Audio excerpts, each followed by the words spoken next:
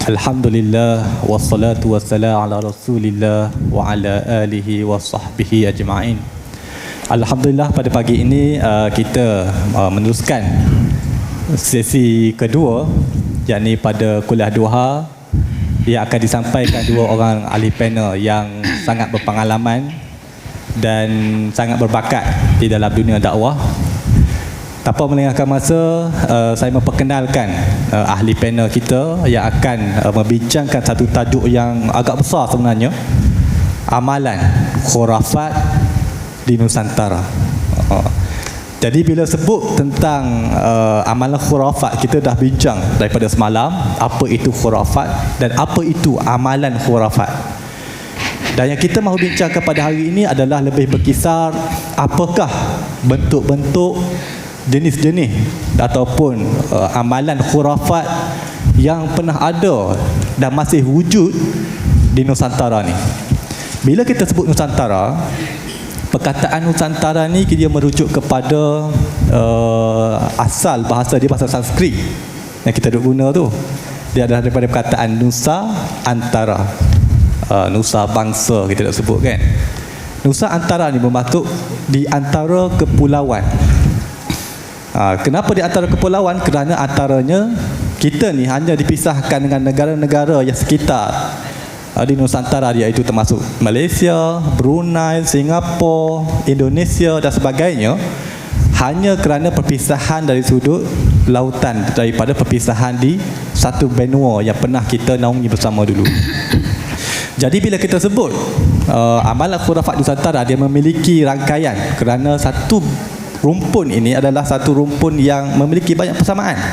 Kita ni orang Melayu, cuma kita ada di klasifikasi daripada kaum dan puak.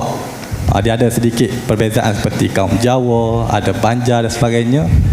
Dan tetapi kita memiliki banyak persamaan dari sudut amalan, kepercayaan, malah dari sudut anutan ketika Islam berkembang di Nusantara juga kita berkongsi di dalam sejarah yang sama.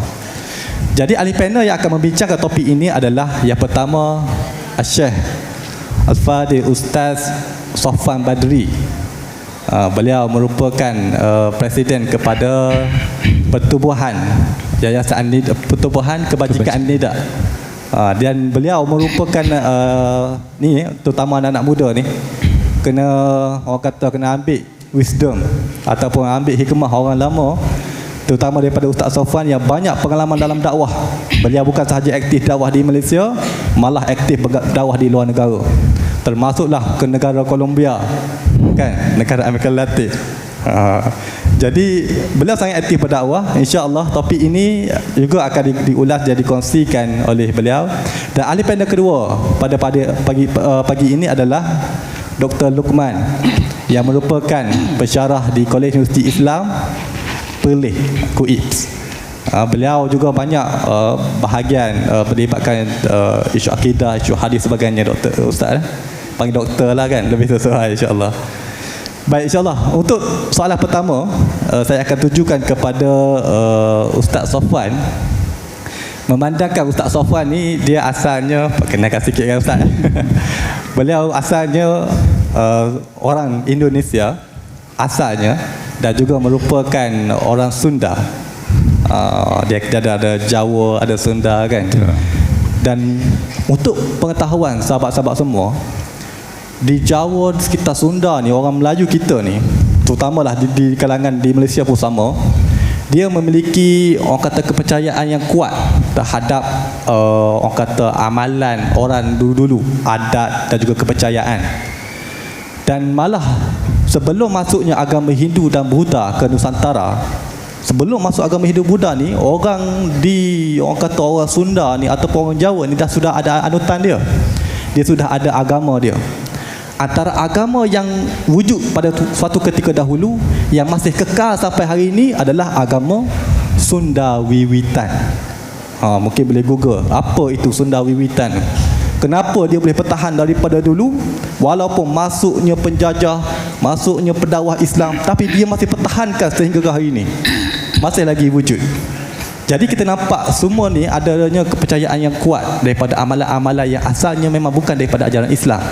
Dan terdapatnya amalan-amalan khurafat di sana Dan mungkin Ustaz boleh terangkan apakah amalan-amalan khurafat yang pernah ada pengalaman pendakwah-pendakwah kita di Nusantara dalam berdepan dengan konteks fahaman yang tidak bersama dengan ajaran Islam. Silakan Ustaz. Terima kasih. Batal. Assalamualaikum warahmatullahi wabarakatuh. Assalamualaikum. Innal hamdalillah nahmaduhu wa nasta'inuhu wa nastaghfiruh wa natubu ilaihi wa na'udzu billahi min syururi anfusina wa sayyiati a'malina may yahdihillahu fala mudilla lahu wa may yudlil fala hadiya lahu. Wassalatu wassalamu ala Rasulillah Muhammad ibn Abdullah wa ala alihi wa sahbihi wa wala. Thumma amma ba'du. Terima kasih kepada moderator yang kita kasihi dan juga Dr. Luqman sebagai panel yang kedua. Hafizakumullah.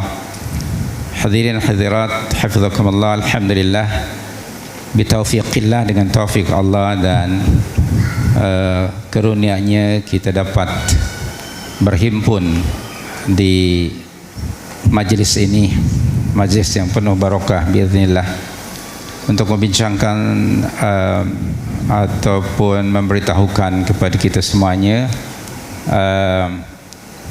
apa yang ada di Nusantara ini. Saya ditakdirkan Allah untuk lahir di Indonesia dan bersuku Sunda. Okay. Kenal Hettikus Endang tak? Kenal kan? Saya satu suku dengan dia lah. Bukan bangga ya. Orang Sunda ya. Di Indonesia itu teman-teman ada lebih kurang 300 etnik. Bahkan ada yang mengkaji ada 1340 etnik. Yang bagi setiap etnik ada bahasa dan budaya yang berbeza. Jadi kalau saya bercakap bahasa Sunda, maka Dr. Abdul Yasin dia tak akan faham.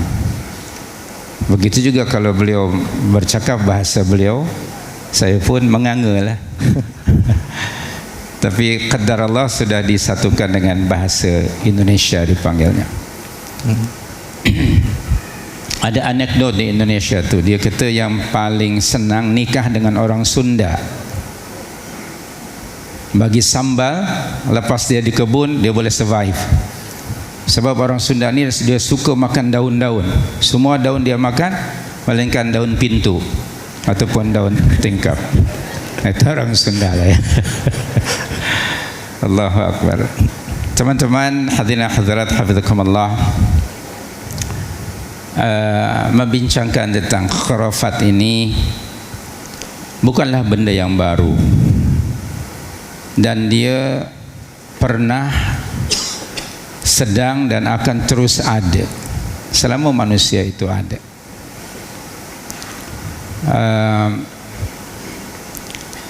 Pada asalnya manusia ini keseluruhannya menurut Allah di dalam suratul Baqarah 213, mereka itu pada asalnya, a'udzubillahi minasyaitonir rajim, kanan nasu ummatan wahidah.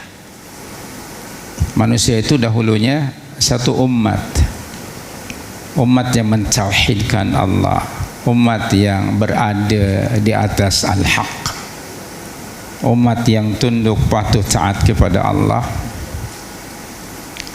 hingga 1000 tahun berikutnya menurut riwayat daripada Abdullah bin Abbas radhiyallahu anhuma, ketika manusia menyeleweng dari fitrah yang Allah ciptakan mereka di atas fitrah tauhid. Setiap manusia yang diciptakan oleh Allah diciptakan di atas fitrah tauhid, seperti mana Allah menyatakan pada surah Al-A'raf ayat 172. Allah berfirman di situ, wa idz akhadha rabbuka min bani adam min zuhurihim dzurriyyatahum wa ashhadahum ala anfusihim alastu birabbikum qalu bala.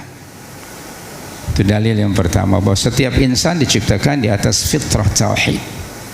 Lalu ayat itu dijelaskan melalui surah Ar-Rum ayat 30. fa'aqim wajhaka lid-din hanifa fitratallahi allati fatara an-nasa 'alayha la tabdila li khalqillah dzalika ad-dinul qayyim walakinna aktsaran nas la ya'lamun.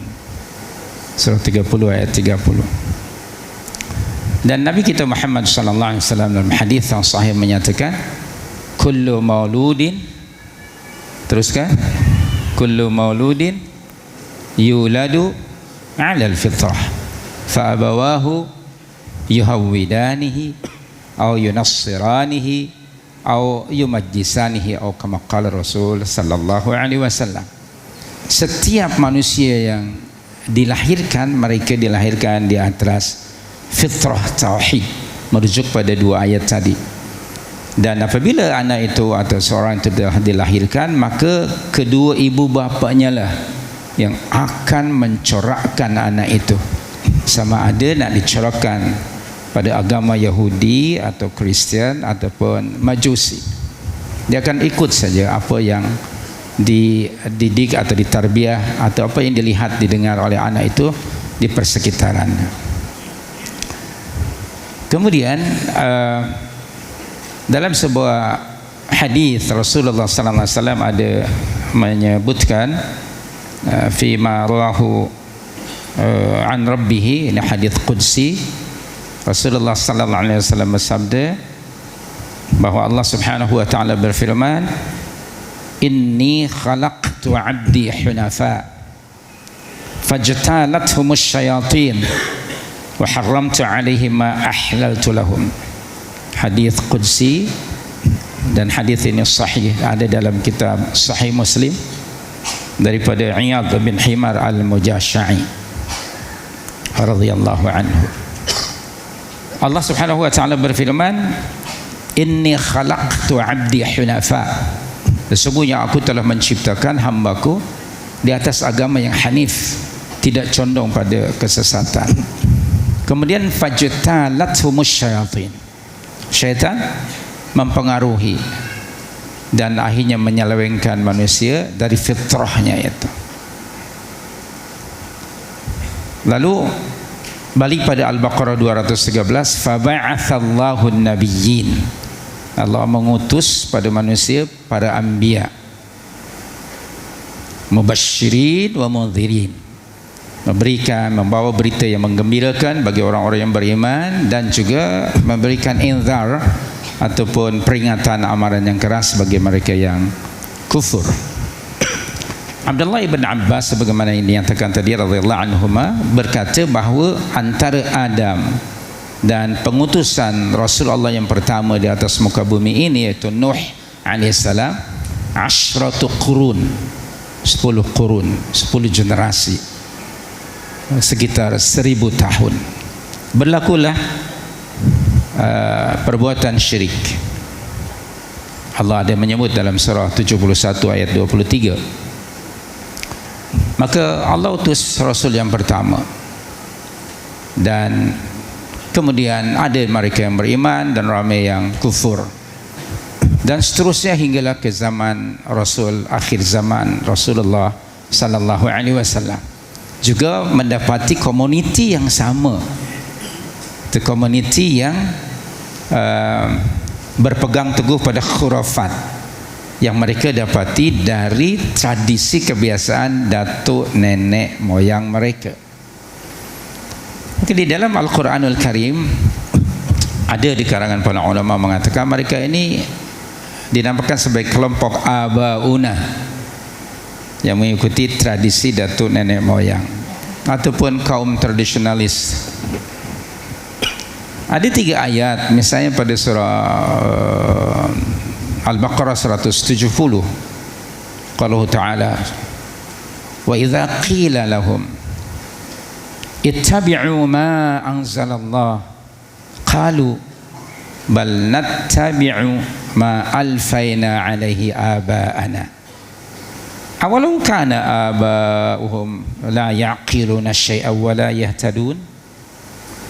Saya tak terjemahkanlah sebab akan sudah hafal ayat itu kan, dah tahu terjemahannya.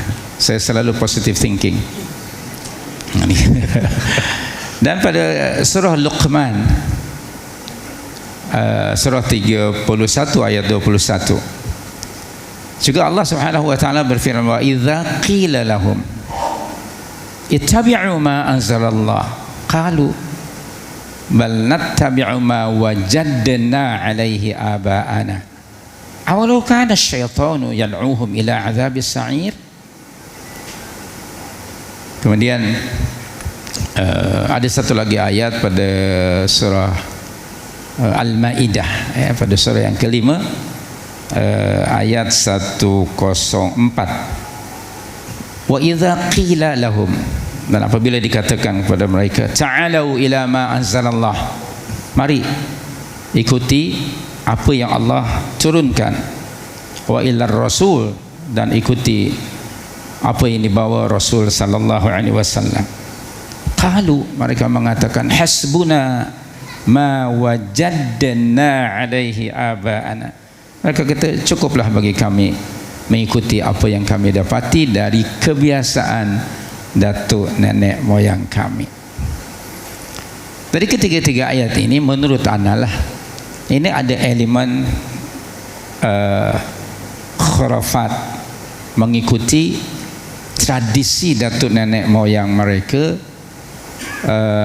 tanpa mereka menggunakan akal yang Allah berikan untuk membuat perbandingan antara tradisi dengan apa dan apa yang dibawa Nabi sallallahu alaihi wasallam. Nah, merujuk pada suku Sunda di Jawa Barat, di Jakarta dan daerah sebelah barat Jakarta namanya Banten. Suku ini pun juga ada khurafat atau tradisi yang mereka dapati dari datuk nenek moyang mereka. Khasnya di dua tempat. Satu, ada satu bandar daerah namanya Kuningan. Dia di sebelum Cirebon. Ada satu bandar Kuningan. Satu lagi di Banten. Sekarang itu Provinsi Banten sebelah barat Jakarta. Ada satu komuniti yang dipanggil sebagai suku Badui. Mungkin orang Arab Badui lah. Suku Badui, kalau kita di Malaysia, kita panggil mereka sebagai orang asal. Orang asal, atau orang asli ke orang asal yang betul? Orang asal boleh. Orang asal boleh. Orang asal. Bukan orang asli ya. Kalau mereka asli, kita imitation lah maknanya. So, nah, orang asal, orang aborigin. Nah, mereka ini di Badui khasnya, dalam sejarahnya dulu ada kerajaan Mataram Islam. Sebelum itu ada Mataram Hindu yang berfahaman, of course, animism, syncretism. Dan apabila datang Islam lalu dapat menguasai kerajaan Mataram, maka diislamaiskanlah, dicuba oleh para duat pada masa itu. Dan ada di antara mereka yang tidak menerima, pernah berlaku peperangan, tapi mereka ini kalah lalu lari ke hutan yang sekarang tinggal di daerah Lebak namanya, di Banten itu. Komuniti ini orang-orang Badui. Hingga hari ini entah sudah berapa keturunan bercakap dalam bahasa Sunda, which saya faham lah bahasa mereka. Alhamdulillah, Allah selamatkan saya, kami keluarga tidak mengikut fahaman khurafat seperti itu. Jadi komuniti ini sangat eksklusif. Mereka tinggal di hutan dan ada dua jenis komuniti. Satu yang Badui di dalam, ini yang sangat pekat, totok lah bahasa kita. Dan yang kedua, ada Badui yang di luar komuniti itu, mereka bergaul dengan komuniti lain, namun mereka tetap berpegang pada fahaman Sunda wiwitan itu. Nah, orang yang di dalam ni memang orang luar, macam katalah saya, tak boleh masuk ke dalam, sangat ketat dijaga, sama ada penjaganya orang ataupun orang-orangan ataupun hantu whatever lah, kerana mereka sangat pekat dalam sihir ke whatever lah, yang black magic, dunia hitam. Saya alhamdulillah sudah lama meninggalkan dunia hitam, sekarang sudah putih lah. Dunia putih sekarang. Jadi ikhwani wa akhwati azakumullah, komuniti ini berpegang teguh dengan asalnya budaya, apa yang mereka dapati dari tradisi datuk nenek moyang, tapi lama kelamaan dijadikan sebagai agama. Maka timbullah tadi istilah agama Sunda Wiwitan, dan sekarang sudah menjadi agama lah, walaupun tidak rasmi diiktiraf oleh kerajaan, tetapi itu bagi mereka bahagian agama. Dan mereka lebih agama ini ada animisme, ada sinkretisme di dalamnya, ada yang bersifat yang hitam begitu ataupun khurafat, syirik dan lain sebagainya. Orang-orang Badui ini mereka lebih percaya, beriman kepada Nabi Adam, bukan kepada Nabi kita Muhammad SAW. Alasan mereka, Adam adalah manusia pertama yang diciptakan oleh Allah daripada tanah. Kata mereka, kami juga dari tanah, dan Muhammad datang setelah Adam alaihissalam. So mereka lebih beriman kepada Adam alaihissalam. Itu khayalan, khurafat mereka lah, bukan based on true knowledge.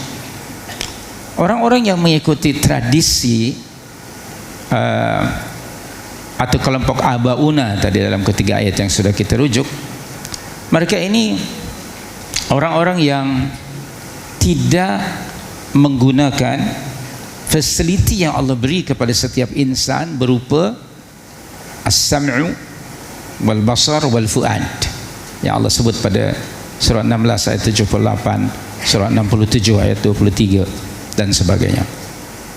Allah menganugerahkan pada setiap insan pendengaran, penglihatan dan akal fikiran atau intelek.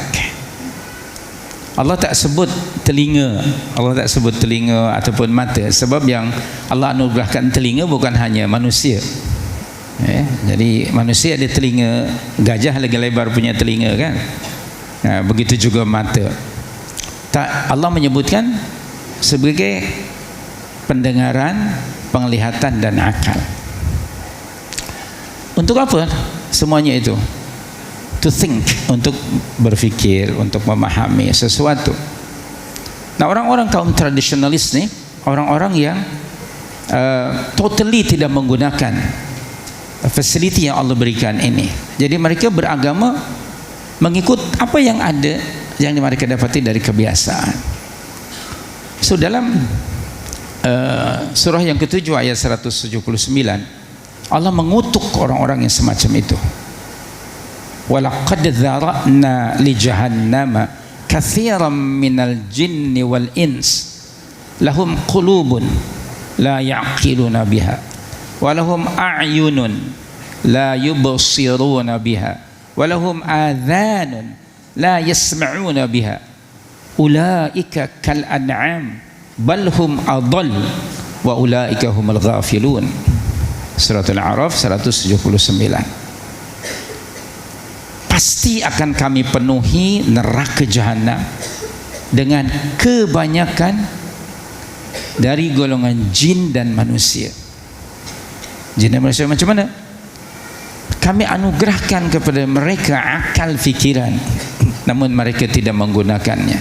Kami berikan pada mereka pendengaran, telinga untuk mendengar, tapi mereka tidak menggunakannya untuk mendengar seruan ataupun nasihat. Kami berikan pada mereka mata, tetapi mereka tidak menggunakannya untuk melihat ayat-ayat Allah Subhanahu wa taala. Mereka itu kal an'am, Allah sebut mereka itu seperti binatang, bahkan lebih sesat, dan mereka itu orang-orang yang ghafilun. Jadi kelompok Abauna, kelompok yang masuk dalam ayat ini, orang-orang yang dikutuk oleh Allah Subhanahu wa taala. Sementara orang yang menggunakan deria ini, untuk berkomunikasi, berinteraksi dengan dakwah, dengan seruan Allah melalui Rasulnya, dipuji pula oleh Allah. Misalnya pada surah Az-Zumar ayat 17-18, fabashshir ibadi alladzina yastami'una al-qaul fayattabi'una ahsanah. Maka sampaikanlah oleh kamu wahai Rasulullah SAW berita gembira kepada hamba-hambaku yang macam mana?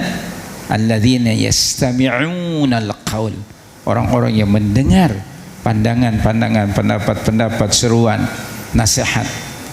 Kemudian fayattabi'una ahsanah, dan mereka mengikuti yang terbaik, yang hak, yang lebih dekat pada Al-Quran dan Sunnah.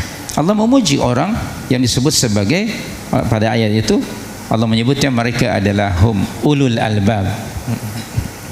Nah, sementara kaum tradisionalis yang mengikuti budaya datuk nenek moyang mereka seperti misalnya Sunda Wiwitan, mereka bukan ulul albab, tapi mereka ulul lembab. Barangkali lah itu bahasa saya lah, minta maaf ya. Mungkin ulul lembab mereka. Fa'ala kulli hal, mereka dikutuk oleh Allah. Kemudian ya akhi, ekoran daripada mengikut tradisi secara blindly, sangat susah untuk kita dakwahi mereka. Satu, komuniti yang di dalam memang orang Badui ini tidak akan menerima orang luar selain daripada suku mereka, sekalipun orang Sunda, karena mereka lebih berpegang tadi kepada tradisi yang dianggap oleh mereka sebagai agama. Kemudian yang di luar pun, sekalipun sudah ada di luar, dia bergaul dengan komuniti yang lain, tapi tidak mudah. Hanya beberapa orang saja diberikan taufik atau hidayah oleh Allah pada agama yang benar. Jadi khurafat dan kepercayaan mereka lebih kepada, sekali lagi, kepada animism. Mereka mempercayai adanya supernatural dalam benda-benda tertentu. Kemudian mereka ada juga undang-undang, peraturan ataupun syariat yang tertentu untuk komuniti itu, dan juga ada penalti kalau ada yang misalnya melanggar undang-undang mereka. Lalu percaya kepada roh leluhur disebutnya, nenek moyang mereka, sangat mereka hormati, dan tidak boleh disentuh benda macam itu, kerana itu kepercayaan mereka. So bagi pendapat ana bahawa fenomena ini bukan baru. Bila ada ayat Al-Quran mesti ada realitinya. Tadi surah Al-Baqarah 170, surah 5 ayat 104, surah 31 ayat yang ke-21. Bila firman Allah mesti ada, pasti realiti itu ada di mana-mana komuniti. Nah, tugas kita tentu sebagai duat, kita seru mereka kepada tauhidillah. Tetapi pengalaman beberapa teman yang anda tanya, bukan mudah untuk masuk ke situ. Walaupun sekarang adalah satu lagi perkara, mereka ni komuniti yang sangat tertutup. Tidak ada yang namanya teknologi informasi, TV ke radio dan lain sebagainya yang di dalam, ya. Mereka tidak akan menerima pandangan-pandangan pada luar. Dan sama ada kerajaan tempatan ataupun para duat sudah mencoba untuk menyuruh mendakwahi mereka, tetapi setakat ini mereka menutup berbincang ataupun mereka tidak mengizinkan orang luar masuk ke dalam. So akhirnya mereka dalam keadaan macam itulah. Dan wa taufiq min Allah, kita serahkan kepada Allah, kerana Allah ada buat satu polisi dalam surah 17 ayat 15, wa ma kunna mu'adzibina hatta nab'atha rasula. Dan teman-teman para duat coba mereka pun mendakwahi mereka, dan wa ma alaina illa al-balagul mubin, kita hanya sekedar menyampaikan. Wa taufiq min Allah, itu urusan Allah. Sedangkan Nabi sendiri sallallahu alaihi wasallam berusaha sedaya upaya untuk menyeru dan mengajak bapa saudaranya Abu Talib pada dakwah atau pada agama tauhid ini, tetapi juga pengaruh temannya, dan akhirnya mati sebagai seorang musyrik. Dan Rasulullah, he was very sad, ya, kerana tidak dapat menyelamatkan bapaknya atau mengislamaiskan bapaknya sebagai seorang mukmin. Tapi kemudian Allah mengingatkan Rasul melalui surah 28 ayat 56, innaka la tahdi man ahbabta walakinnallaha yahdi man yasha. Sesungguhnya kamu tidak dapat memberi taufik kepada orang yang kamu sayangi. Taufik itu urusan Allah Subhanahu wa taala, dan Allah akan memberikan taufik pada sesiapa yang dikehendakinya. Jadi teman-teman sudah berusaha di sana, tetapi la haula lana wala quwata illa billah. Jadi untuk sementara saya berhenti di sini, dan teman-teman boleh kaji dalam berbagai literature tentang komuniti Sunda Wiwitan, satu agama yang dianut, dipercayai oleh kelompok orang Sunda yang mereka mempercayai perkara-perkara yang khurafat, perkara yang tidak masuk akal, perkara-perkara yang bukan datang daripada Allah dan Rasulnya, tapi mereka meyakini bahawa mereka berada di atas jalan yang benar. Dan itu saya tambah sedikit, mungkin salah satu di antara apa yang disebut pada surah 6 153 sebagai subul.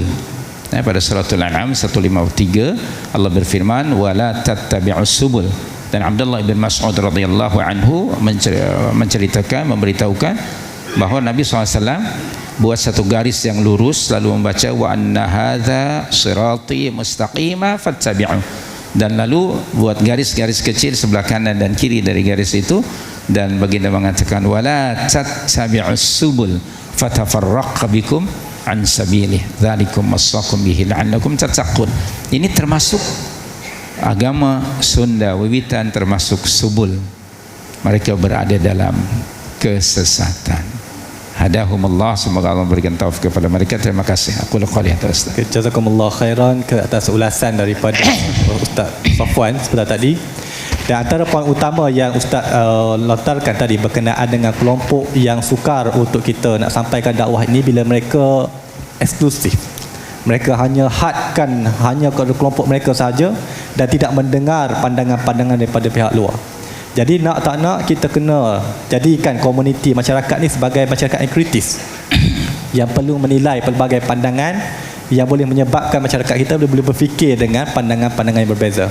Baik, seterusnya saya tuju soalan kepada Dr. Luqman. Tadi kita dah dengar bagaimana kelompok ajaran dan juga amalan khurafat di Indonesia, dan bagaimana pula Doktor amalan khurafat di kalangan masyarakat di Malaysia ni pula. Silakan. Bismillahirrahmanirrahim. Alhamdulillah wassalatu wassalamu ala Rasulillah wa ala alihi wa ashabihi wa man walah.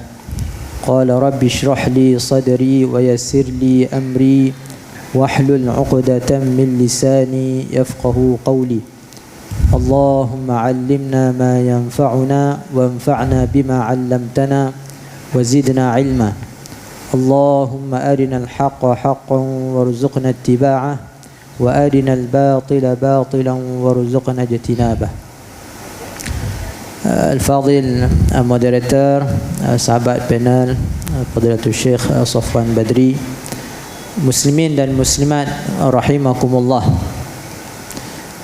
Alhamdulillah, pertamanya saya nak mengucapkan tahniah kepada pihak penganjur, Jabatan Mufti, KUIPS dan pelbagai agensi yang terlibat dalam menganjurkan perkampungan sunnah yang pada tahun ini sudah masuk tahun yang kali yang ke-8, yang mengangkat tema membantras syirik, menghapus khurafat.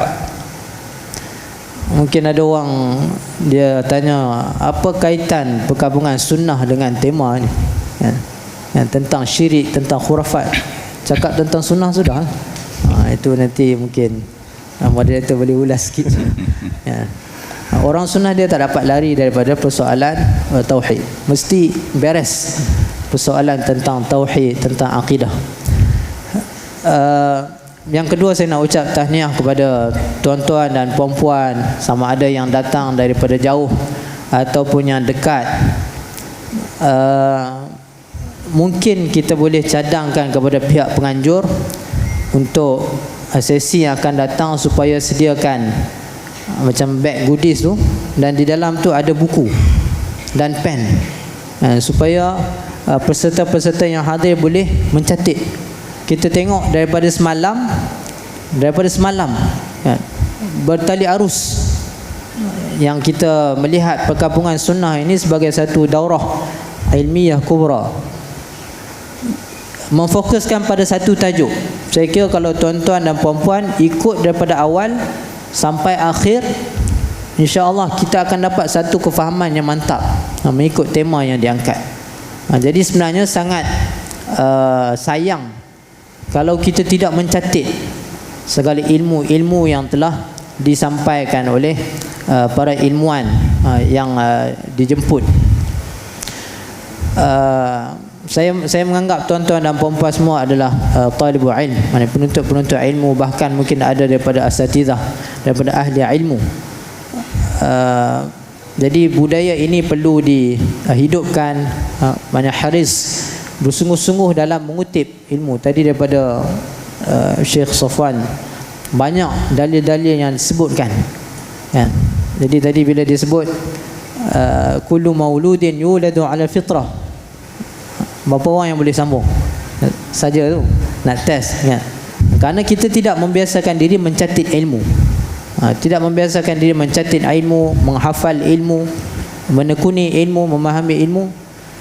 Jadi kita masih lagi di permulaan. Ini saya kira sebagai sedikit suntikan semangat untuk yang hadir daripada jauh, untuk kita kuatkan semangat kita. Tuan-tuan hadir sebagai di perkampungan sunnah ini, antara fokus utamanya adalah untuk kita sama-sama menambah ilmu. Saya sendiri banyak manfaat yang saya dapat daripada semalam, sambil-sambil curi-curi mengikuti forum-forum kuliah-kuliah di perkampungan sunnah ni. Banyak yang saya dapat ilmu-ilmu yang baru.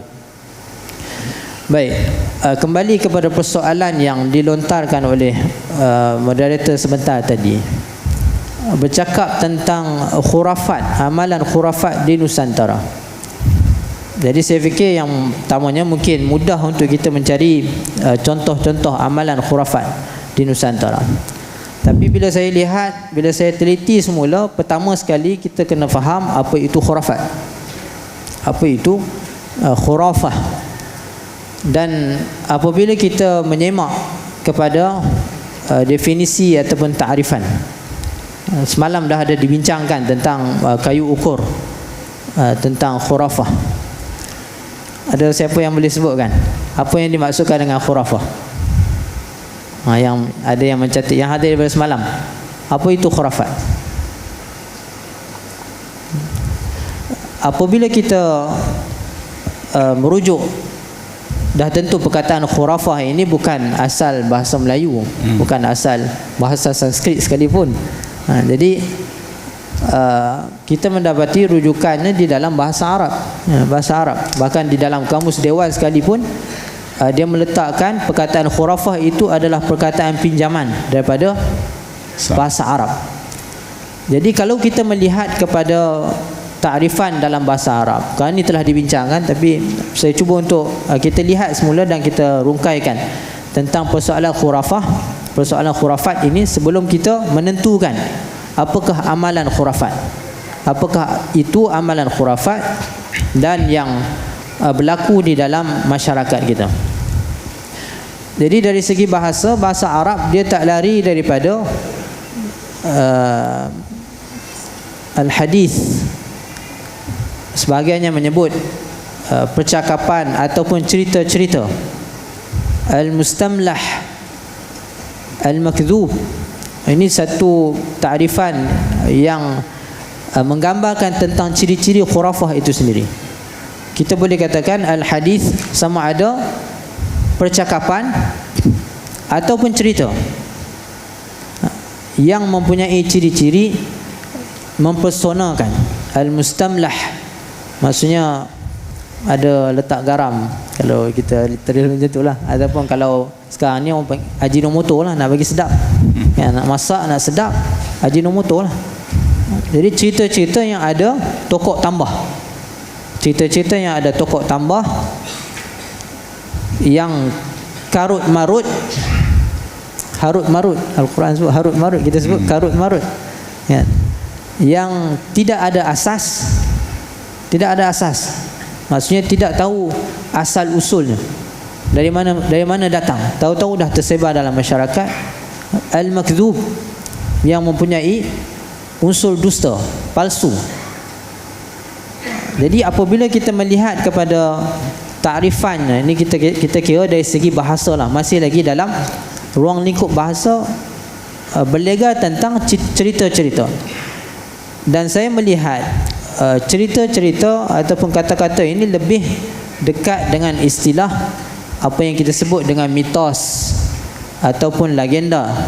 Maksudnya kalau dari segi bahasa Arab itu, perkataan khurafah itu lebih dekat dengan perkataan mitos ataupun legenda ataupun cerita dongeng, khayalan, tahayul. Tetapi apabila kita melihat dari sudut aplikasinya di dalam masyarakat, apabila kita menyebut khurafat, ia bukan lagi sekadar cerita-cerita, tetapi ia telah berubah menjadi kepercayaan. Maka saya buat kesimpulan, khurafah ini adalah asalnya adalah cakap-cakap ataupun cerita-cerita yang ditokok tambah, yang mengandungi unsur palsu, karut marut dan sebagainya, yang akhirnya dipercayai, tersebar dalam masyarakat, dipercayai, maka ia menjadi suatu kepercayaan. Dan apabila ia diyakini, maka ia menjadi suatu keyakinan. Dan apabila kepercayaan dan keyakinan ini masuk di dalam daerah ataupun sempadan akidah, maka ia menjadi sesuatu yang mengancam akidah. Maka kerana itu kita lihat dalam contoh-contoh, ada yang melibatkan perkara-perkara syirik yang kita sebut sebagai khurafah, tetapi dalam masa sama dia juga ada contoh kepada syirik. Dan apabila dia membentuk suatu bukan sekadar akidah pegangan, tetapi diterjemahkan dalam bentuk amalan, maka ia menjadi suatu amalan.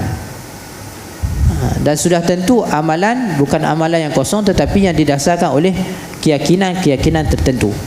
Maka itu kita boleh rangkumkan sebagai khurafat itu merangkumi kepercayaan. Dia bukan sekadar, dia mungkin bertitik tolak daripada kisah-kisah ataupun cerita-cerita, cakap-cakap, tetapi akhirnya membentuk kepercayaan, keyakinan, dan diterjemahkan dalam bentuk amalan dalam kehidupan seharian.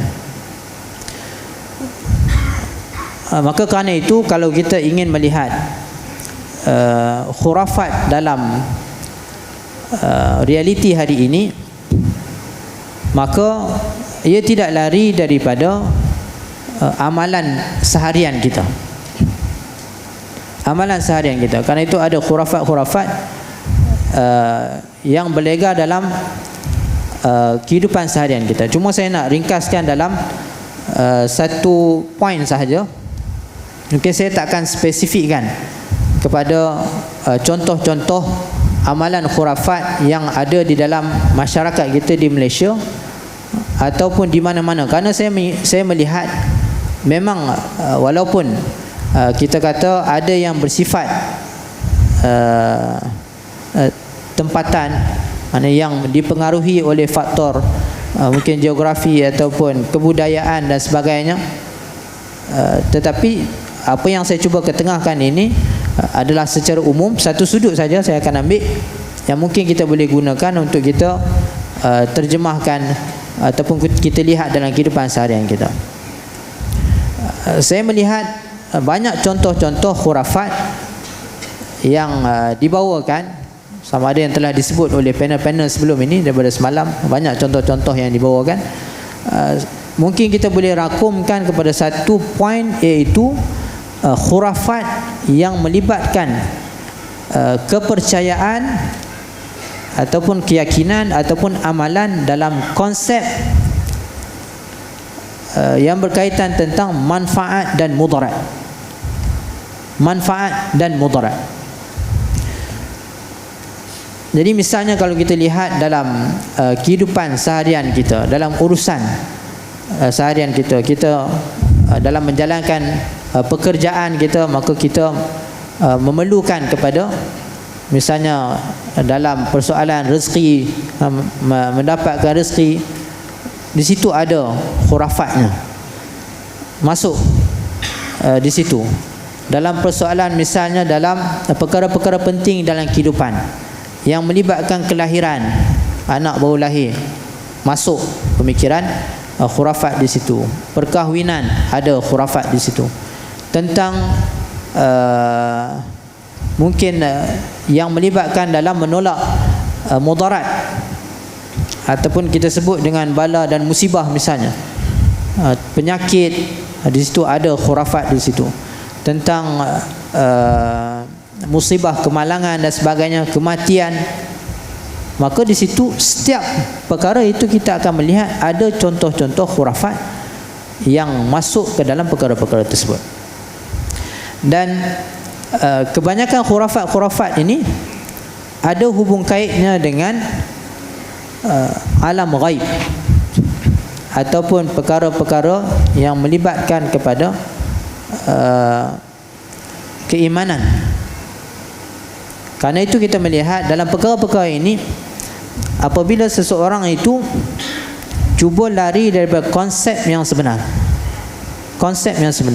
Allah Subhanahu wa ta'ala dan kita dalam Islam, perkara ini sangat ditekankan untuk kita mempunyai keyakinan yang teguh bahawasanya tidak ada yang boleh memberi manfaat dan mudarat selain Allah Subhanahu wa ta'ala.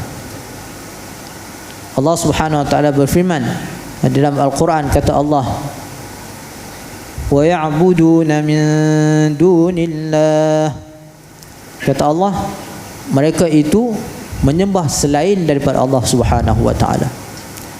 Wa ya'buduna min dunillahi ma la yadurruhum wa la yanfa'uhum, mereka menyembah selain daripada Allah Subhanahu wa ta'ala apa yang tidak dapat memberi kepada mereka mudarat dan juga manfaat.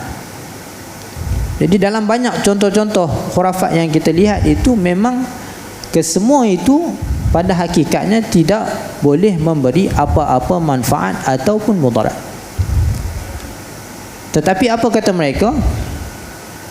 وَيَقُولُونَ هَؤُلَاءِ شُفَعَاؤُنَا عِنْدَ اللَّهِ, kata mereka, perkara-perkara yang mereka minta manfaat ataupun menolak mudarat itu, itulah syufa'auna 'indallah, mereka itulah pemberi syafaat kami di sisi Allah Subhanahu wa ta'ala. Maksudnya ada perkara yang melarikan mereka daripada Allah Subhanahu wa ta'ala. Lalu Allah jawab lagi, qul atunabbi'una Allah bima la ya'lamu fis samawati wala fil ard, adakah kamu nak bagi tahu Allah sesuatu yang Allah tidak tahu di langit dan di bumi? Ini sangat jelas, subhanallahi amma yusyrikun, sangat jelas bahwasanya agama kita ini agama yang sangat menekankan. Dalam, saya cuba bawa dalam kerangka ini sahaja, dalam perkara mendatangkan sesuatu manfaat dan menolak sesuatu mudarat, mestilah jelas kembali hanya kepada Allah Subhanahu wa ta'ala. Apabila kita tidak kembali kepada Allah Subhanahu wa ta'ala dalam perkara ini, dan kita cuba untuk cari selain daripada Allah Subhanahu wa ta'ala, maka kita akan lihat berlakunya khurafah ini di dalam, misalnya kalau kita tengok sebagai contoh, yang pertama berlakunya khurafat, kepercayaan terhadap wali, terhadap kubur, keramat dan sebagainya, yang kita katakan sebagai individu, manusia, orang. Keyakinan itu yang sepatutnya diletakkan pada Allah, diletakkan kepada manusia. Percaya bahawasanya seseorang tokoh yang mungkin masih hidup, yang dilihat soleh, mampu memberi manfaat kepadanya, mudarat kepadanya, sudah tentu dalam perkara yang menjadi khususiah Allah Subhanahu wa ta'ala semata-mata. Apatah lagi kepada yang telah mati, kepada kubur keramat dan sebagainya. Dan perkara ini dia tidak datang begitu saja. Kerana itu khurafah ini dia menjadi suatu tapak yang sangat subur, ataupun kita kata pintu utama yang membawa kepada syirik. Bermula dengan cerita-cerita, dengan mungkin ayat-ayat yang menambah perisa, menceritakan tentang kehebatan seseorang. Orang tu boleh buat macam ni, boleh terbang, boleh jalan atas air, boleh menambah, memberi keberkatan dan sebagainya. Jadi kalau saya nak sebut contoh, mungkin contoh banyak, sangat banyak. Tetapi kalau tuan-tuan boleh faham dengan dalam konteks ini, akan banyak benda yang tuan-tuan akan tengok berlaku dalam kehidupan seharian, ataupun yang sampai ke pengetahuan tuan-tuan akan dapat ukur dengan betul. Misalnya yang lain, kita melihat dalam antara khurafah-khurafah yang melibatkan kepada perhubungan dengan alam ghaib, dengan jin misalnya, dengan iblis dan syaitan misalnya. Itu juga banyak khurafat yang membabitkan tentang kuasa-kuasa sakti, perkhabaran tentang perkara-perkara yang pelik-pelik, yang ghaib, kuasa-kuasa yang ajaib. Dalam Al-Quran menceritakan di dalam surah Al-Jin, wa annahu kana rijalun minal insi ya'udhuna birijalin minal jinni fazaduhum rahaqa. Allah cerita tentang adanya manusia daripada lelaki dari kalangan manusia yang sentiasa memohon pertolongan, minta tolong pada jin-jin. Maka dengan itu jin-jin itu menjadikan mereka itu bertambah dosa dan kesalahan, bertambah sesat, kerana tidak minta tolong pada Allah, minta tolong dengan jin yang dilihat mempunyai kuasa-kuasa tertentu, kemampuan-kemampuan tertentu. Dan cerita ini dia datang dengan khurafah, adanya khurafah. Termasuklah kalau saya mungkin kalau nak menjawab soalan ini, dalam masyarakat kita yang masih menebal dalam masyarakat kita kepercayaan terhadap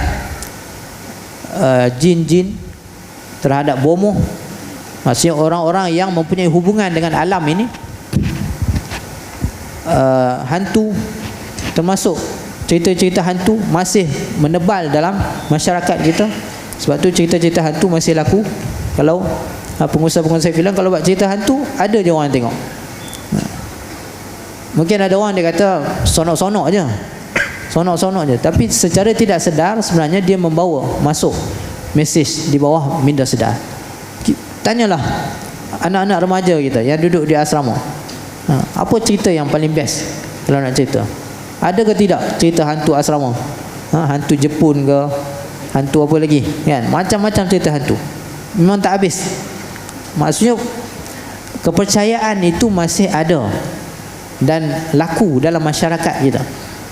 Ia bermula dengan cerita-cerita macam ni sebelum dia sampai kepada perkara-perkara yang membabitkan keyakinan, kepercayaan. Asalnya sebab apa? Sebab khurafat ini dia merobohkan sistem pertahanan kita daripada jalan yang betul. Apabila kita boleh menerima cerita-cerita yang palsu yang datang melalui khurafat ini, maka kita boleh menerima perkara-perkara yang batil di dalam agama. Cerita ni dia datang lalu macam tu, kita boleh terima, kita tak menolak, kita tak menjauhkan daripada kita. Cerita-cerita yang ditokok tambah, yang tidak ada asal, apabila kita boleh menerima cerita-cerita ini, maka akhirnya kita boleh menerima perkara-perkara yang lebih dahsyat lagi, lebih batil, yang berbentuk kufur, yang berbentuk syirik dan sebagainya. Sebab tu tadi saya dah sebut ada yang berkaitan tentang individu, manusia. Banyak cerita-cerita khurafat, cerita-cerita rekaan yang kita pun tak tahu mana asal-usul dia, betul ke tak betul. Tuan-tuan boleh carilah contoh-contoh yang banyak tentang jin, syaitan, tentang bomoh. Termasuk juga antara benda-benda yang berkaitan dengan khurafat ini adalah benda-benda yang berbentuk objek ataupun simbol ataupun isyarat. Percaya kepada objek-objek tertentu. Misalnya percaya kepada kayu-kayu tertentu. Kalau dulu, waktu zaman saya dulu, kayu koka kan, ada orang yang yakin sungguh-sungguh. Saya di Madinah dulu, Ustaz Azad kan, orang jual koka, jemaah haji ni datang buat haji tapi cari kayu koka. Sebab apa dia kata kayu koka ni banyaklah kelebihan, manfaat. Boleh bawa macam-macam lah, kebal lah, macam-macam. Ini khurafat, tidak ada asal usulnya. Tapi kita tengok mungkin asalnya cerita-cerita saja, tapi akhirnya membentuk keyakinan. Yakin pada misalnya kalau kita dalam masyarakat kita keris kan, senjata-senjata tertentu keris, adalah dia punya khurafatnya itu, macam mana nak perasap keris, kemudian nak dengan 5 purut dan sebagainya, cara balut dan cara sifat, semua tu ada cerita-cerita dia. Percaya keris itu boleh memberikan sesuatu manfaat ataupun menghilangkan sesuatu mudarat.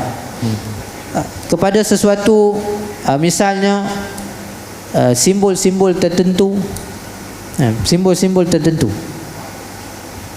tak kira lah capal dan sebagainya kan. Hari ini mungkin yang famousnya capal kan, boleh memberi keberkatan dan sebagainya. Kita kena yakin yang memberi manfaat dan mudarat hanya Allah, hanya Allah Subhanahu wa ta'ala. Mungkin kepada isyarat-isyarat tertentu ataupun bunyi-bunyi tertentu. Kalau dulu-dulu mungkin kalau dengar apa bunyi burung gagak ke apa, saya pun sebenarnya saya tak berapa nak mahir contoh-contoh ni. Sebab alhamdulillah saya pun tak hiduplah dalam masyarakat yang terlalu kuat khurafat-khurafat ni. Alhamdulillah keluarga saya pun tak terlalu kuat khurafat-khurafat. Jadi saya tak berapa nak tahu. Tapi mungkin sebahagian khurafat tu masih hidup. Dia sama ada dia menjadi lemah ataupun mungkin sebahagian yang telah hilang. Ya, mungkin mandi safar tu contohnya mungkin dah hilang. Kan, ramai orang sekarang pun tanya, sebut mandi safar pun tak tahu. Kan, mandi safar kan, ramai yang tak tahu. Ini kita kata dah hampir hilang, tetapi mungkin dia hidup balik dengan nama yang lain. Sebab tu saya bagi poin-poin ini supaya kita boleh pegang. Maksudnya apa sahaja selain Allah Subhanahu wa ta'ala yang cuba untuk memberikan kepada kita input bahawasanya ia boleh memberi manfaat dan mudarat, maka hendaklah kita jauhi. Kerana ia akan datang dalam bentuk, awalnya berbentuk khurafat, cerita yang tidak ada asal, yang palsu, yang tokok tambah, dan akhirnya akan merebak, membesar menjadi krisis di dalam kepercayaan dan keyakinan. Kemudian membentuk suatu amalan yang mungkin diwarisi turun-temurun dalam masyarakat. Boleh kok secara umum begitu. Wallahu taala alam. Alhamdulillah, terima kasih banyak daripada ulasan Dr. Luqman. Jadi alhamdulillah kita dah dapat gambaran, dan juga pertama tadi seperti mana Ustaz Safwan dah terangkan mengenai dalil-dalilnya, bagaimana kita berhadapan dengan golongan-golongan yang membawa ajar khurafat, dan juga contoh-contoh yang diberikan oleh Dr. Luqman berkenaan amalan-amalan khurafat di Malaysia terutamanya. Jadi kita sebenarnya dah habis keseluruhan masa, cuma saya nak ambil 2 minit boleh ke Ustaz Safwan untuk orang kata pergulungan daripada Ustaz Safwan.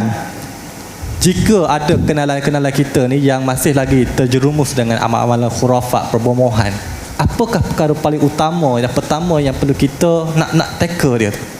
Silakan. Terima kasih. Dalam masa yang singkat ya. Poin yang pertama dan utama menurut anak ialah kejahilan. Al-jahlu bid-din. Itu aja puncanya. Islam sangat menitik beratkan keilmuan. Ini nampak misalnya pada wahyu yang pertama, suratul Alaq. Kemudian pada surah 47 ayat yang ke-19, fa'lam annahu la ilaha illallah, hingga kan Al-Bukhari rahimahullah mentabwib babun al-ilmu qabla al-qawl wal amal. Ilmu lebih dahulu. Dari kejahilan, kerana sebab kejahilan mereka tidak mampu membezakan mana yang hak, mana yang batil. Jadi punca utama ialah kejahilan. Anyahkan kejahilan dengan talabul ilmi. Hirsun fi talabil ilmi. Semangat yang kuat bagi mencari ilmu. Tanpa ilmu, orang akan berada fi dhulumat, dalam kegelapan pada setiap aspek kehidupan mereka. Mungkin tadi Dr. Luqman membaca satu doa, Allah manfa'na bima 'allamtana wa 'allimna ma yanfa'una. Allah tidak pernah memerintahkan Nabi untuk memohon kepada Allah sesuatu agar ditambah-tambah selain ilmu. Pada surah 20 ayat 114 jelas Allah sudah menyatakannya di situ. Jadi itu sajalah. Terima kasih. Okey, jazakumullah khairan ke atas pada dua-dua panel kita yang telah membedah membincangkan tajuk yang sangat penting, iaitu amal-amal khurafat yang di Nusantara. Jadi saya mewakili moderator mengucapkan ribuan terima kasih dan juga penghargaan kepada Jabatan Mufti Negeri Perlis dan juga agensi-agensi yang terlibat dalam menganjurkan perkampungan sunnah siri ke-8 ini. Insya-Allah pada siri-siri akan datang nanti kita jumpa lagi.